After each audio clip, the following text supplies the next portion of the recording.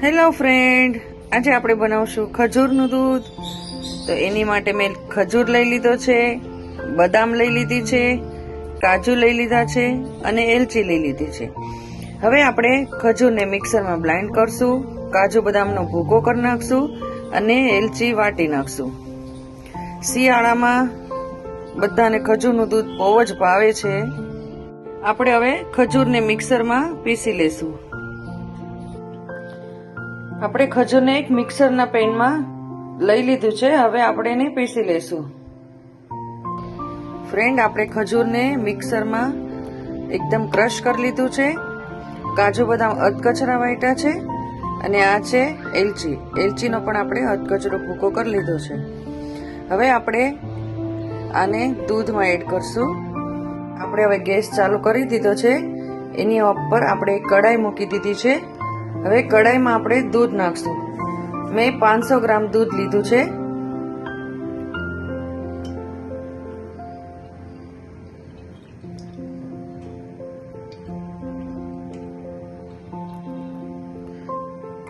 દૂધને આપણે હવે 5 મિનિટ ગરમ થવા દેશું, એક ઉભરો આવે ત્યાં સુધી.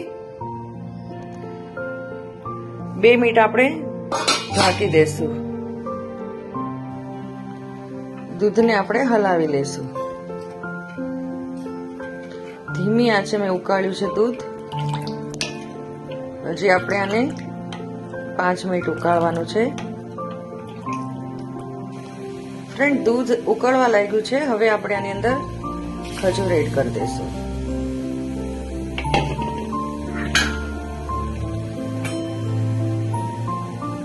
પછી આપણે એની અંદર વાટેલા બદામ એડ કરી દઈશું. પછી એની અંદર વાટેલા કાજુ એડ કરી દઈશું. હવે આપણે આને હલાવી લઈશું. હવે આપણે આને 5 મિનિટ ધીમી આંચ પર ઉકાળશું. દૂધ એકદમ સરસ ઉકળીને એક રસ થાય છે. હજી આપણે આને થોડી વાર ઉકાળી લઈશું.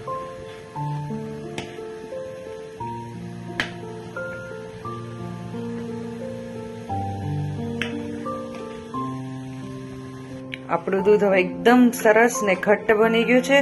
હવે આપણે આની ઉપર ફ્લેવર માટે એલચી પાવડર એડ કરશું.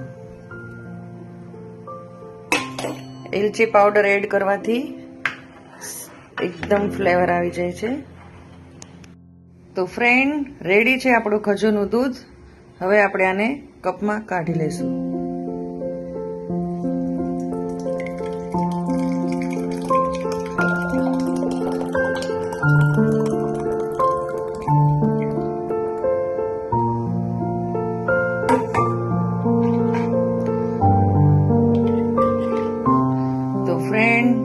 રેડી છે આપણું ખજૂરનું દૂધ.